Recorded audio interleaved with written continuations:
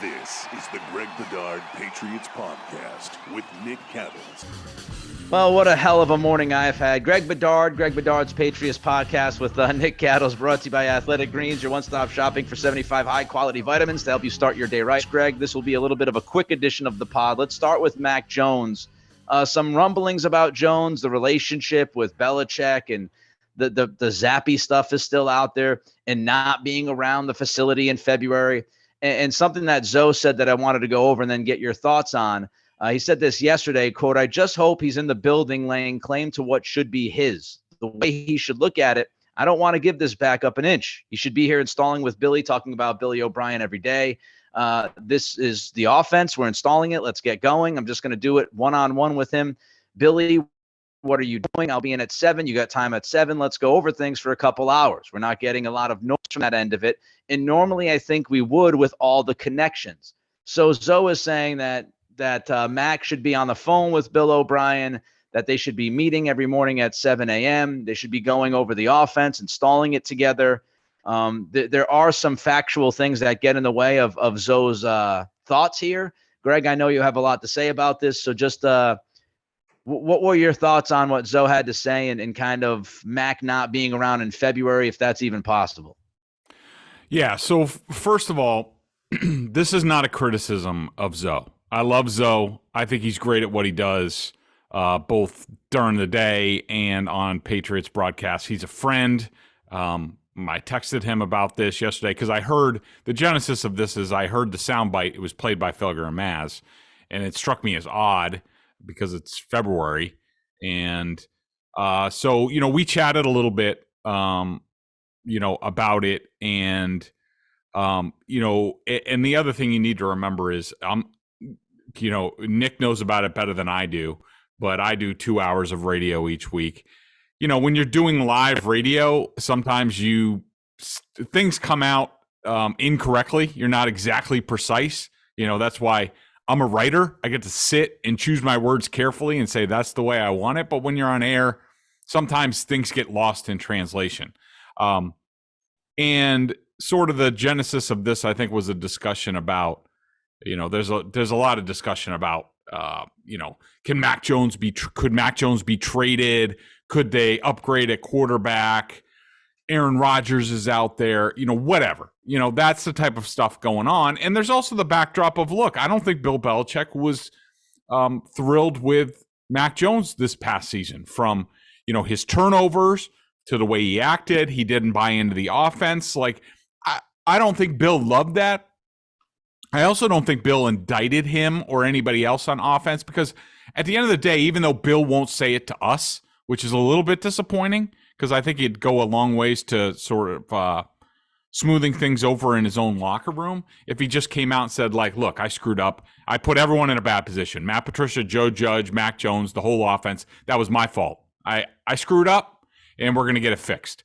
I wish he would say that. He's not going to say that. But I think Bill's basically giving everyone largely a pass on last year. So that's the genesis of this. But, the talk about Mac Jones on whether he should be in the building and whether he can meet with the coaches, to me, quite frankly, is ridiculous. And, for a couple of different reasons. Number one, it's February. It's the middle of February. Contractually, and this sort of all changed around 2014. Back when Zolak played, and he even mentioned this to me about how, like, him and Bledsoe would shoot the crap with Ray Perkins in the offseason and stuff like that. That stuff can't go on anymore. It changed in 2014. The rules are that the players are not required, and even then it's voluntarily on a voluntary basis. They aren't allowed in the building and to even come across their coaches until April 17th. That's for teams with coaches who were there the year before. Teams with new coaches can go there a week ahead of time. Now, I do think Mac Jones can get the playbook from Billy O'Brien. I think they can exchange texts, thoughts, but nothing, no sort of heavy lifting. And yes, are there guys in the building right now lifting at the Patriots facility like Matt Slater? I think David Andrews is there. Bailey Zappi might even be there. I don't know. Yes, that happens, Yes, but it happens more for guys who are married, established, have families, their kids are in school. So Foxborough is their home base basically year round, or at least during the school year. So they're allowed to go in. They can work a little bit with Moses Cabrera, the trainer, who's in charge of the workouts and things like that. They can consult with him. And so you get that. But the younger guys in the league, single guys, Mac Jones, a lot of them, have it already planned. All right, maybe we might make the Super Bowl. So then what I'm going to do is I'm going to go back to my home base, wherever that is, and I'm going to work with my trainer. I'm going to work with my throwing coach for February and March. Up until then, I can go to Foxborough and be around the team at least 4 days a week when they're there during voluntary workouts. So, to me, a lot of this stuff is just the genesis of it is there's nothing to talk about right now in Boston sports. Yeah, the Patriots have been done since very early January. The Bruins are rolling over everybody. They haven't made a move in the trade deadline, and they're on the West Coast right now. The Celtics just went through the All-Star break. They're rolling right now. There's not much going on with them, and nobody cares about the Red Sox. I mean, nobody's down there. Nobody cares. The Red Sox look like they're going to stink. So what are we going to talk about? We're going to talk about any sort of drama we can with the Patriots. Again, this is not a criticism of Zolak. I think he was just talking in generalities.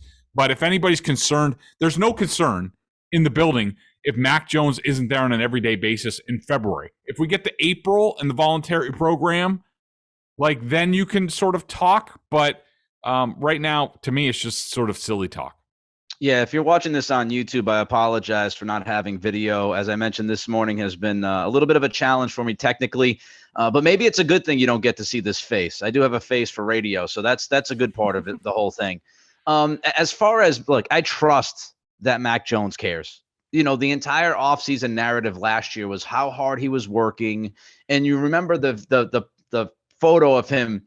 And I tweeted it out, and it got tons of play. The picture of him that his girlfriend took or whatever, where he's flexing in the car window. Everybody was talking about how hard he worked and how great he was, and the long kind of resume of his football career through high school and college. It's a dude who cares. He puts the work in, and I'm not going to sit here and say that he's going to be working less. Am I supposed to believe that after the biggest year of struggles that he's had in the past few, it's a guy who won a national championship at Alabama and played balls out. He's a guy who played pretty damn good in his rookie season last year, was a debacle. Am I supposed to believe that this guy that has always had work ethic and cares about what he does, after the most challenging season of his early NFL career, he's just going to give up? This is the offseason. He's going to care less? No, I'm sorry. I would imagine he's going to be like, yeah, this is my career. I have pride. I have personal compete. I have a reputation to live by. I respect myself in the job I do. I respect my teammates. Oh, and let's not forget that after this year, there's a gigantic decision contractually the Patriots have to make. So Mac Jones has tens of millions, maybe even $100 to $150 million on the line this season. This guy has every reason to do everything that he has to do to be good this year. I'm not worried at all. With all of that said, Greg, is Mac in trouble with the Patriots in any way right now? I really don't think so. I mean, look, you definitely don't know whether he's the guy yet, and he has to prove that. Some people will say well, there's the playbook with Billy O'Brien. First of all, I don't know this, but I'm guessing that the playbook is largely going to go back to the bulk of what Josh McDaniels did, and Billy O'Brien will have his flavor on it, but he also needs to teach that to everybody. And I'm sure that we've already seen Mac Jones's trainer in early February posting a video of Mac Jones doing work, and he made it sound like he's been at it for weeks. I'm sure he will get guys together to throw in the offseason. Like he knows, like you said, he knows this is a huge year for him. I don't think he's in trouble. I think look, Robert Kraft, when he went on Fox Business, talked about, how they have a great young quarterback and how they're focused on his development. I don't think the owner who is sort of gleefully taking a heavy hand in this offseason and is not afraid to point out where they've been, weighing in as far as, Billy O'Brien being back, Gerard Mayo being back. And then he goes on Fox Business and talks about Mac Jones.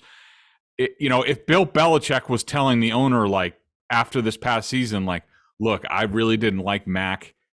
I don't think he's the guy going forward. I think we're going to have to look at options. There's no way Robert Kraft, first of all, Belichick would give him some sort of hint in that regard. There's no way Kraft goes on Fox Business during Super Bowl week and talks about Mac Jones that way, unless the organization is saying, at least for this season, we're moving forward with Mac, and then we'll see after the season when we have to make fifth-year option sort of decisions. So I think everyone's disappointed about what happened last year, but I think everyone's largely getting a pass. That includes Mac Jones first and foremost.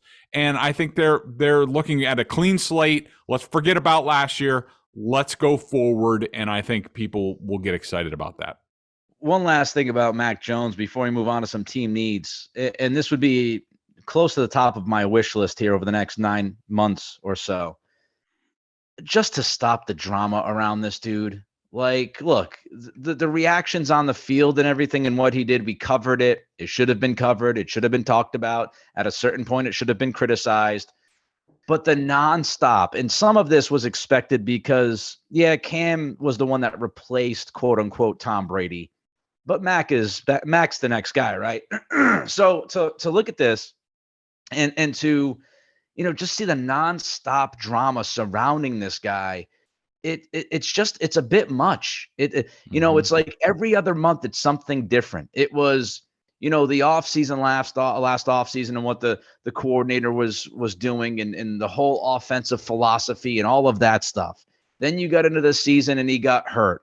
Then he was struggling, the Bailey Zappi thing, how Belichick handled it on Monday night. So the whole world could see this play out in a terrible, terrible way. Then, he comes back and he doesn't play great right away, and it's the Bailey Zappi stuff again. And then he plays better, but the team loses and people still want to look at the quarterback. And then we get the Tom Brady stuff towards the end of the year where Tom might come back and that could happen. And now he's not at the facility. Can we just pump the gosh damn brakes about Mac Jones? Can everybody calm the hell down and take a deep breath and let this dude have a normal offseason and training program with a coaching staff that knows its ass from its elbow? And then we'll watch him play football. And then we can decide whether or not he's a true future franchise QB1. Like, I'm just so tired of the nonstop Mac Jones BS. Let this dude work. Let this dude prove to the world that he's good enough.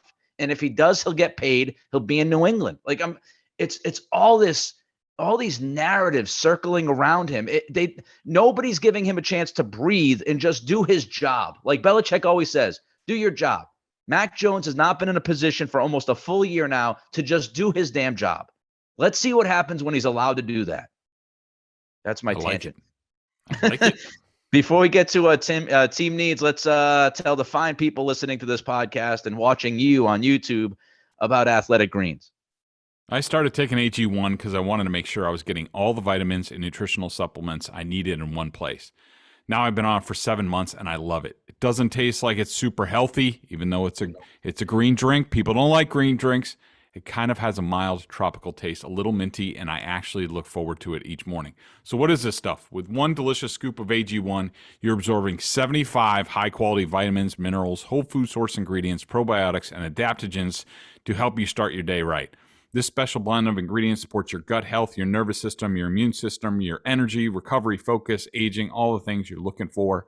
Trust me, you drink it in the morning, you're going to feel like you got a shot of something and you feel much sharper. I take it first thing in the morning. It's now part of my daily routine and I'd be lost without it. I love how it contains less than 1 gram of sugar, no GMOs, no nasty chemicals or artificial anything while still tasting good. Right now it's time to reclaim your health and arm your immune system with convenient daily nutrition. It's just 1 scoop and a cup of water every day. That's it. No need for a million different pills, supplements to look out for your health.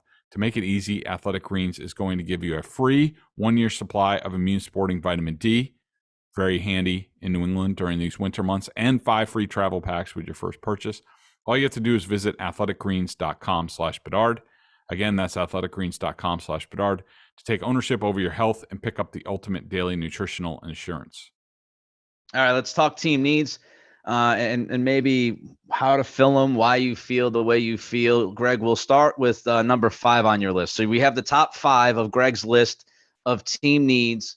We'll start from 5 down to 1 because I want to leave the last one as the most important. And 5th on your list, Greg, of team needs this offseason is linebacker. Yeah, it's linebacker. And first of all, I just want to say that, I prioritize this list. It's not like, your fantasy football wish list. This is, if the Patriots had to line up tomorrow, they need this to do it because they do have pieces in place where they could compete and they do this or that, so that's sort of the genesis of it.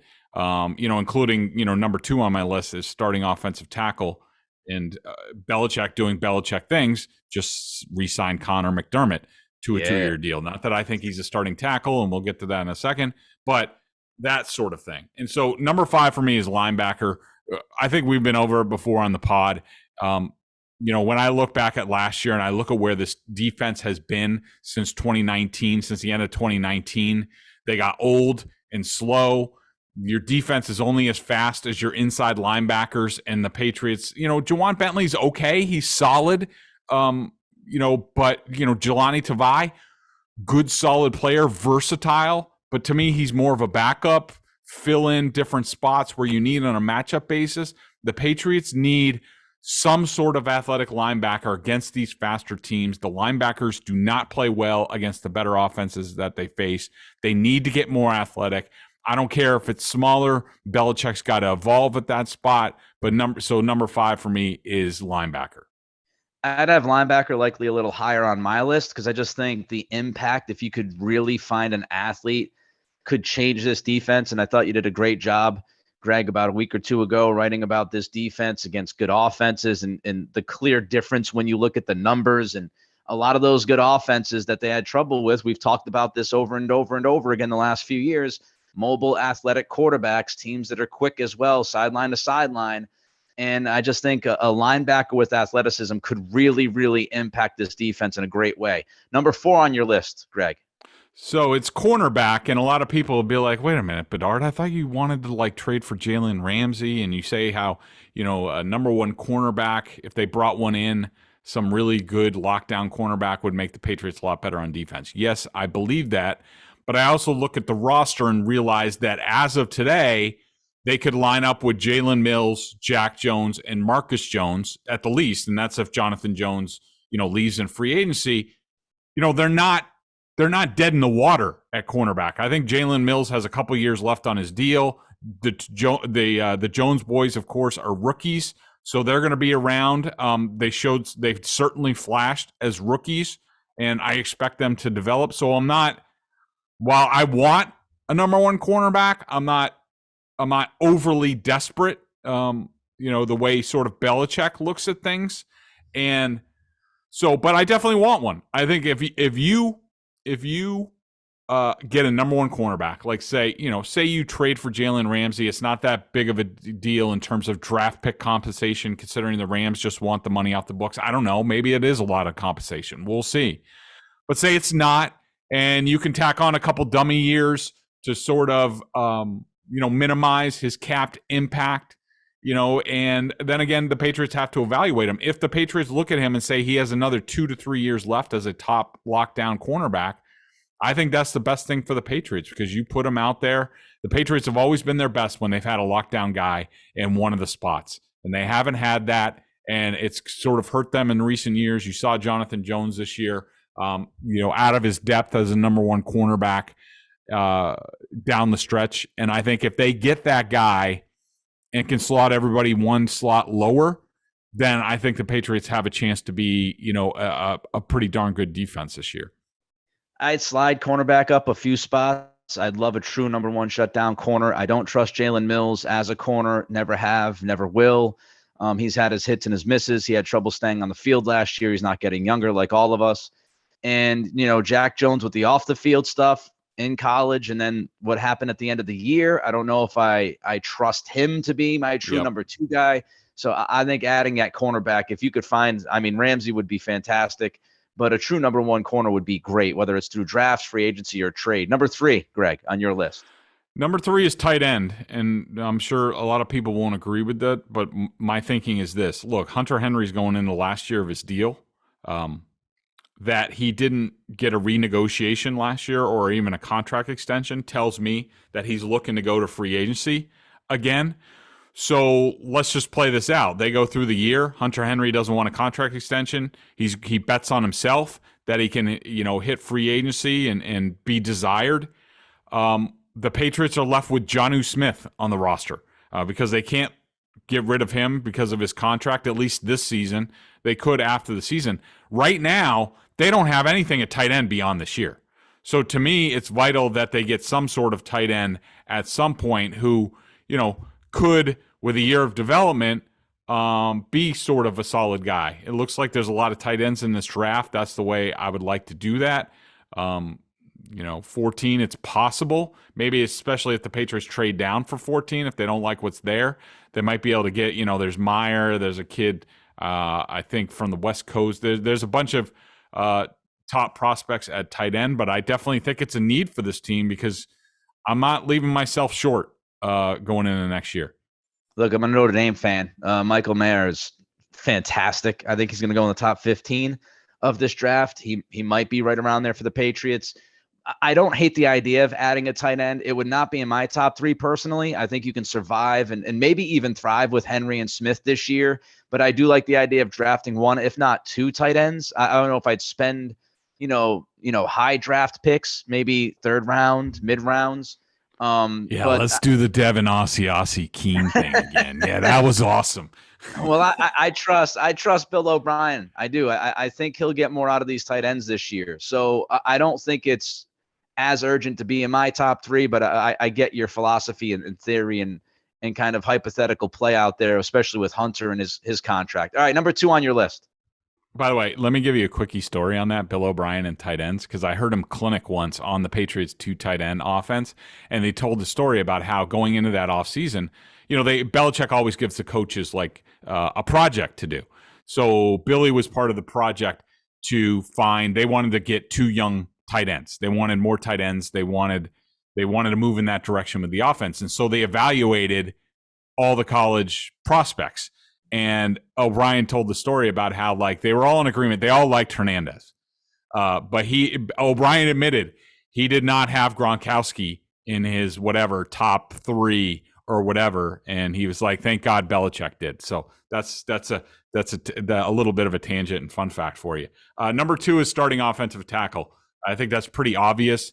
They re-signed Connor McDermott. I think Field Yates reported it's 2 years, $3.6 million. That's basically a little bit more than the league minimum, which I'm hoping, for those of you not watching the video, I'm crossing my fingers. Please, he's not going to be a starter, is he, Nick? He's not. They're not penciling him. I mean, but I understand Bill always does this. He always wants to go into the offseason with all of that they're not completely desperate at any spot, that they basically have somebody they could go to in a pinch if needed. Bill always does this. It helps keep other teams from figuring out what direction they're going to go to, whether in free agency or the draft. So I understand the McDermott thing. I figured that was going to happen. But they got to get a young rising offensive tackle. I'm fine with Trent Brown. I thought he was better last year than most people did. Hopefully Clem can improve him and the rest of the line. I'd love Trent Brown at right tackle and bring in a franchise left tackle, a young guy on a rookie deal. That would be my ideal. I don't know whether they're going to be able to do that or not. It's possible in the draft. I'm not going free agency for a starting tackle. Hell no. I did not just pay Adrian Clem that money to, go pay, $15 million for McGlinchey, an average right tackle for the 49ers. I ain't doing that. I'm getting a guy in the draft. I'm saying if Adrian Clem is as good as I think he is because of the contract I just gave him, he better develop a young offensive tackle. And you have Trent Brown who could start at left tackle for you anyway. So I'm definitely going via the draft. Starting offensive tackle is my number one need. It's at the top of my list. Trent Brown has 1 year left, I believe, on his contract. Yep. Even with McDermott, the depth is thin unless you believe could stick. And, he was okay last year. I think you've got to draft an offensive tackle, legit guy in the top 2 rounds. I don't think you wait around and see if somebody falls to you. It's that much of a need to me. And I wouldn't even hate the idea of drafting 2 offensive tackles in this draft. Again, one guy who's a stud and then maybe somebody that you could develop. Greg, your number one offseason need for this football team? It's free safety just because at the moment they don't have one. I think this spot's going to stay open for a while. I think Devin McCourty said on a podcast with Christopher Price that he is this is part of the process. He's going on vacation. He's still thinking about it. He's going to visit with his brother. He's undecided. But I think that really free safety, if you look at the Patriots depth chart now that McDermott signed, free safety is the only spot on the team where, in theory, they can't line up tomorrow. To me, that says that they're waiting on McCourty's decision, and then they're going to make a decision. I think that in my mind, my preference for sort of filling out the secondary right now, depending on the draft and also what happens in free agency, is I'm getting a number 1 cornerback like we talked about, and I'm moving Jalen Mills to free safety, something that he did with the Eagles. I don't know how good he can be there. I know that's part of the reason why they signed him to the contract that he did, because he sort of covered them in a couple of different spots. I don't think they have any. Miles Bryant is another possibility, but I think he's too small. They have too many strong safeties on this team. Kyle Duggar, Adrian Phillips, Jabril Peppers is a free agent that maybe they bring back. Those guys are all strong safeties. They don't have many free safeties. So my preference is for McCourty to come back and play another year because I still think he's good enough, and maybe get the next guy ready, because here we are again, another position where the Patriots don't have a ready succession plan, just like this is like 7 straight years that we've been going through this. But I think Mills gives you the possibility, and that's where I am at that position right now. Yeah, it would not be my top need. I'd have it down a few slots just because of what you just mentioned and brought up the idea of, Jalen Mills being able to slide back there. Jonathan Jones has talked about his versatility. He might even be an option if you bring him back for reasonable money. So I think there's a way to fill that need. I don't have the urgency there as much as some other spots. One more spot that I would bring up is wide receiver, especially if you don't bring back Jacoby Myers. I don't know what's going to happen with Kendrick Bourne this year after last year. Devontae Parker's a great, contested catch guy down the field. I don't think he's a true number 1. I don't know what to expect from Tyquan Thornton. I'm hoping for the best. I just think there's a lot of questions at receiver. Even if you bring Myers back, I would love for them to bring in somebody who's a legitimate game changer, a true number 1 receiver for their quarterback. I would love to see it. I don't know if it's going to happen, but that would be near the top of my list. All right, let's get to the BSJ member question of the day, Greg. A lot of stuff to talk about, obviously. There's free agency coming up, team needs, Mac Jones. What do you got? So one of our members that will remain nameless because he's actually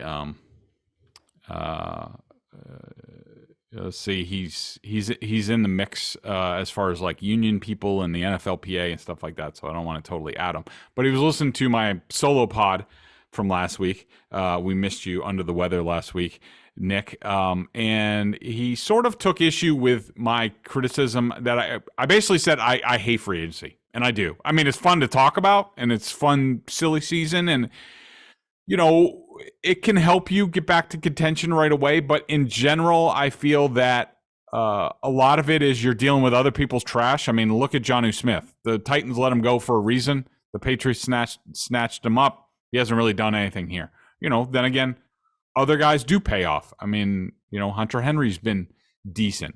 So there are always exceptions. So I don't completely hate it, but he said something. He said, I disagree strongly about the harm in bringing in free agents. I definitely think there's a way to do it by taking a tons of swings in free agency.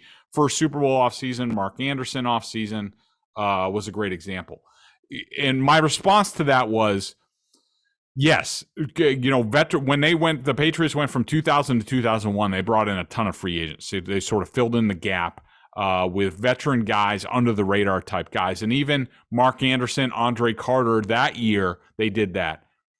The problem is those were special circumstances. Okay. First of all, free agency back then was a lot different in 2000, 2001. Now it has changed. First of all, there's a lot more cap space available, and a lot of guys get locked up, franchise, stuff like that, even before they hit. A lot more guys became available back then. Also, teams with analytics and things like that now, they're all keyed in. It's hard to really mine a diamond in the rough now. All these analytics departments and front offices are all after the same players. They all see sort of the inequities in the market. They're all sort of targeting the same thing. And then the other thing about the Mark Anderson, Andre Carter offseason, remember, that was after the lockout. That was a unique situation where all these free agents flooded the market at the same time, limited cap space, things like that. And the Patriots were able to pluck a few guys who really, helped them, at least in the short term. So, I understand the appeal of free agency. I would just, you got to build through the draft, and then you pepper in free agents here and there. You can't add a bunch in one offseason and totally change your franchise. The Patriots improved themselves 2 years ago when they did that, but it was still limited at the end of the day. He's Greg. I'm Nick. It's the Greg Bedard Patriots Podcast with Nick Cattles, brought to you by Athletic Greens. We'll keep an eye on the news. Anything breaks, we'll be on it. Until next week, everybody be good, stay warm, and stay healthy. We'll talk to you then.